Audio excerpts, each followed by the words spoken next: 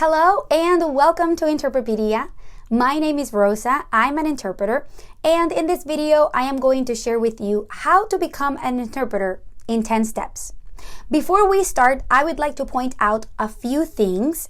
Although I have named this video How to Become an Interpreter for algorithmic purposes, in reality this is more of a roadmap of how the majority of practicing interpreters I know, including myself, have become interpreters.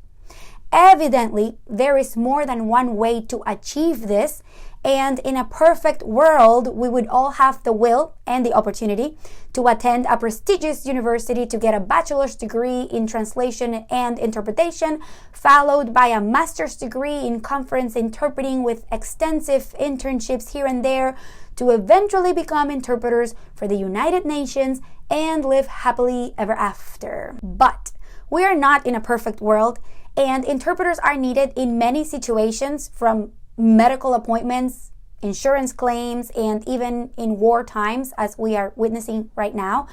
They're not just needed to interpret conferences or presidential speeches. So anyway, I'm going on a tangent here. The last thing I want to point out is the fact that I am only speaking from personal experience based on where I work and the type of clients I have.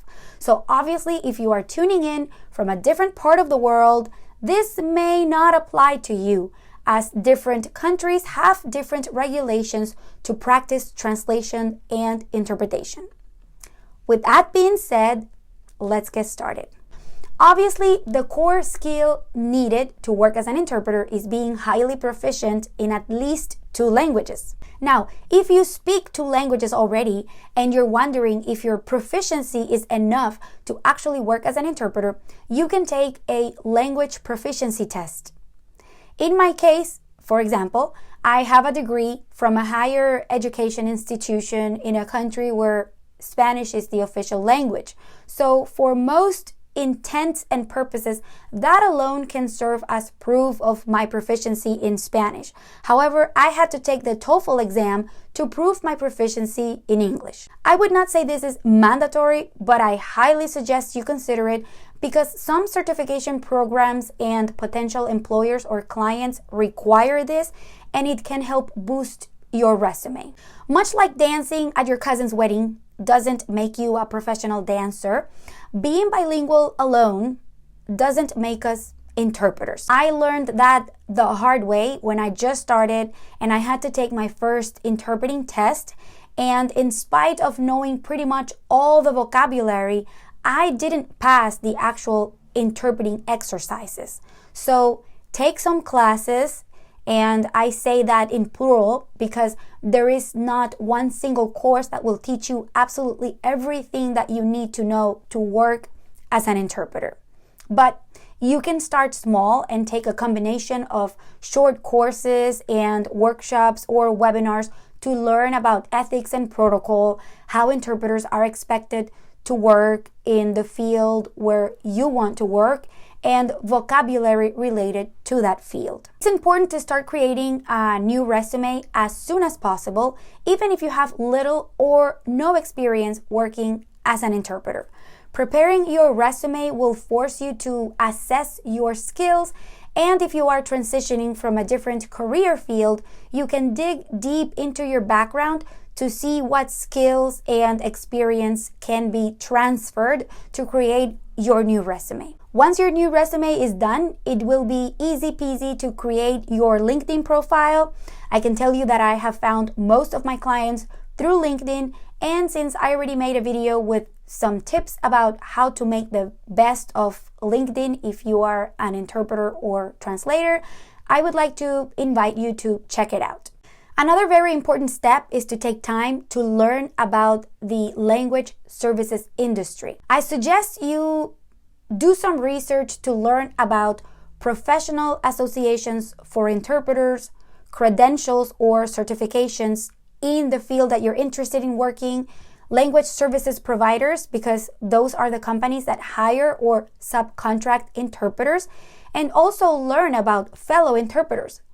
Many interpreters have podcasts, YouTube channels, websites, and social media pages or groups where you can learn a lot about the industry. Another step I suggest is joining a professional association, because this offers a lot of advantages to all interpreters, but to new interpreters, it shows that you are committed and engaged in this new career. It gives you unique opportunities to connect with other professionals in the industry. Plus, most associations offer regular educational opportunities at no cost, or at least at a reduced cost for their members, which is another perk of joining one. Once you know who's who and what's what, it's time to start networking. Post about your new career on social media so colleagues and recruiters can start noticing you. Reach out to others and ask for advice, ask questions, and participate in events both online and in person to start building your network. If you are just starting out, obviously that means you have little experience, and one great way to overcome that is through volunteering. No matter the industry you're in, doing volunteer work feels good and looks good on your resume.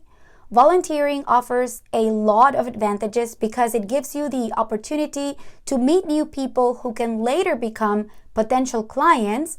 It helps you develop and refine your skills, and it helps you gain some experience in the field. At this point, you should be ready to start applying for jobs. One thing you should know is that in this industry, many opportunities are not actual jobs or traditional employment. In my experience, I would say the majority of listings are for contract work where you are considered a supplier of services to another company. But either way, the application process is somewhat similar. You can find out about open positions on mainstream job search websites, but I suggest you visit the language services providers website directly, because many have special links where you can upload your resume and create a profile even if there's no active listing for an open position, because you might be surprised by an offer when you least expect it. I hope this helps bring some clarity as you embark on this new career field, and please remember that patience and perseverance are key in this process. It took me weeks and weeks of research, emails, filling out forms over and over, and tweaking my resume before I landed my first opportunity. If you are interested in this type of content, I would like to invite you to visit my new website where I have started a new blog, and I'll be posting articles very frequently. I actually posted an article about this in the blog days before I posted this video here. So if you want to stay in the know, make sure to check it out and subscribe to the email list to get notices when new articles are uploaded. And that was it for today. Thank you so much for watching. Adios.